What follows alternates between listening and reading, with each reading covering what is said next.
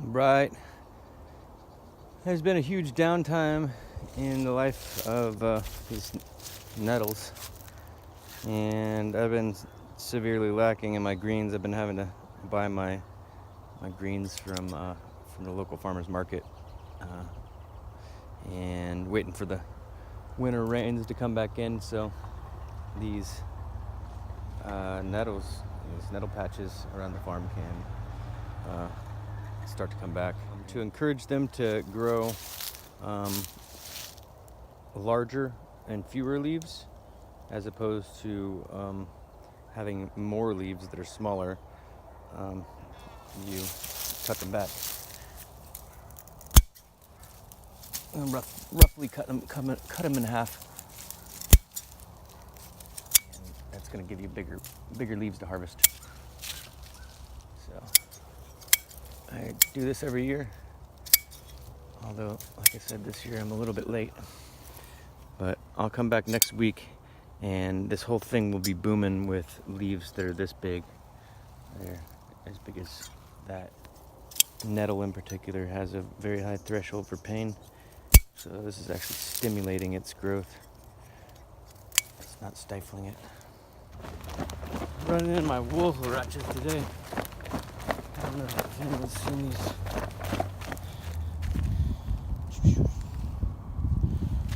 Wolfratches, wool sandals, felted blue.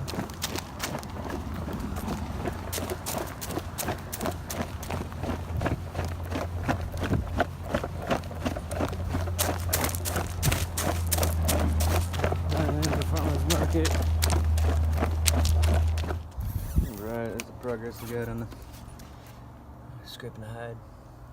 Using a hammer this time. A hammer is a lot more efficient for holding with two hands by the handle and then holding the other hand up here and really pressing your weight into. It scrapes way better than any knife that I've used. I've only tanned 4 or 5 hides, but this is definitely the easiest tool to use out of those 5 times. So,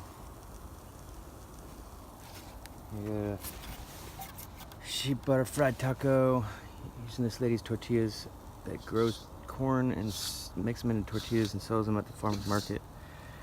We got some By George local farm cheese on here, and local farm kale, runny mead, sliced and fried sunchokes.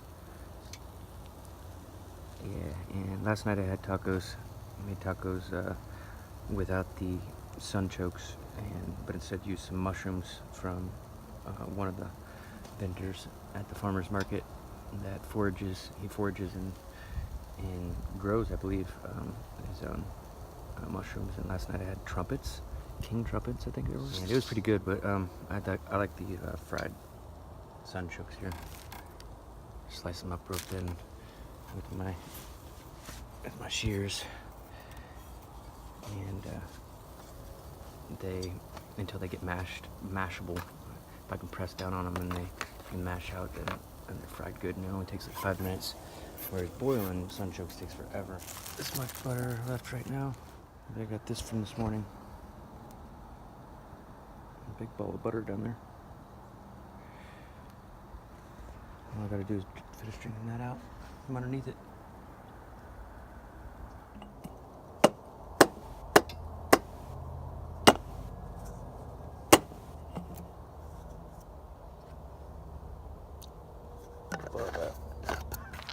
My job on this farm is to let the goats out every day for the last couple hours of the day, and make sure they stay on the property and they don't get attacked by coyotes or predators. And in exchange, I don't get paid money, I just get to camp on the property. Go Dios! You ready? Yeah! Every farmer could hire a free farmhand, and their lives would be a lot easier. They wouldn't have to pay nothing. Just let them work minimally in exchange for being able to camp there. You don't have to feed them food. I don't have to give them bathroom privileges or nothing. Yeah. Hi. Watching the goats down there. Across the creek. Making sure I don't hear anyone. I'm gonna be attacked.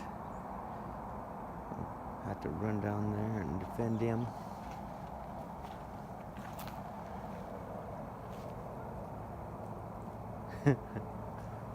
GC! Good sheep!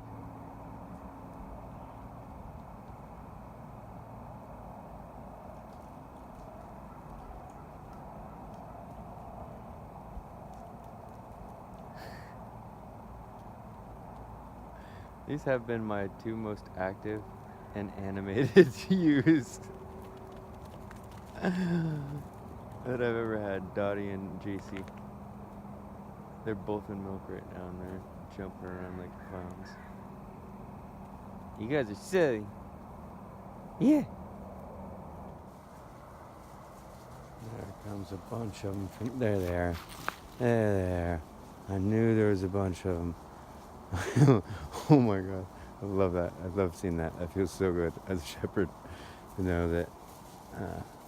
I haven't heard any of them getting attacked, but the numbers aren't adding up yet visually, and that is a good visual on the numbers being just what they should. My friend named Emil gave me this battery last year, and I've been using it every single day, and it's just now pooped. Lasted almost exactly a year. Here just last week, another friend, Jeremiah Potter, emailed me and asked me if I wanted, if I needed anything, and suggested external battery packs. I got several of those laying around, and I was like, that's actually perfect timing, because the one battery pack that I use religiously every day for last year just started breaking. So started smoking weed again. Yeah, had a good almost 3 weeks off.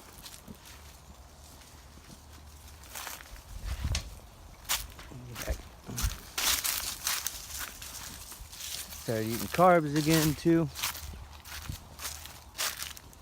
Had sugar, but I don't think I've had it for a week. It's almost a week and a half. I had it off and on for a couple days, starting with somebody gave me a pizza that obviously had sugar in the crust and also in the tomato sauce. I could feel it right away.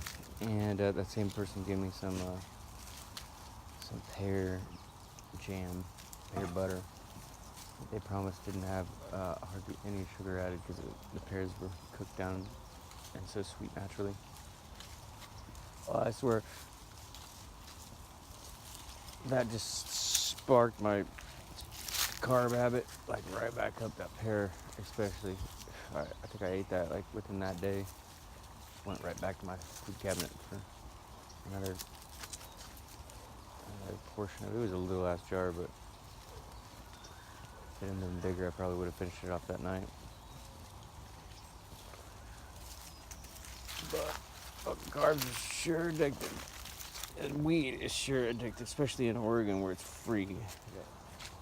But wintertime, especially on this farm, the last couple of years with these animals, it's been so, I don't want to say boring in a bad way. It's like a good time. It's an introspection time to be like stuck in your teepee or your tent, or your shelter, whatever, under your tarp, having to be stuck under it for longer periods of time, waiting for the sun to come out for those longer nights. I don't know, there's a certain quality of it that I really like, but it's definitely not conducive with fasting. With fasting of any sort, doing without of any sort, it's definitely a time for like having as many treats as possible, so to speak. Not as many as possible, but just enough to keep you satiated and happy. Because anything more than that is gonna make you unhappy because you're starting to get expectant. I was running in town up to the hospital to get doormat so I can make some moccasins for this winter. And I saw this old Chinese strawberry tree. The outside, it's kind of crunchy, doesn't taste like anything. And the inside is just like a plum.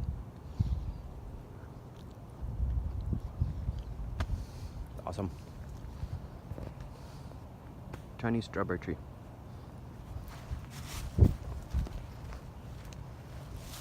Gotta bag them. Yay. This place has the best pears.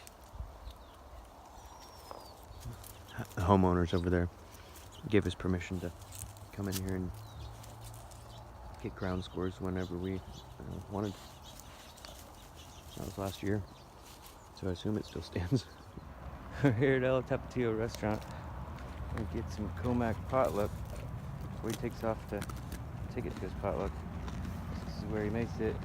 It looks like they threw out some rice this time and some beans, some chickpeas or something. Grilled cheese and salmon with all farmers market ingredients. So freaking good. Good peacock.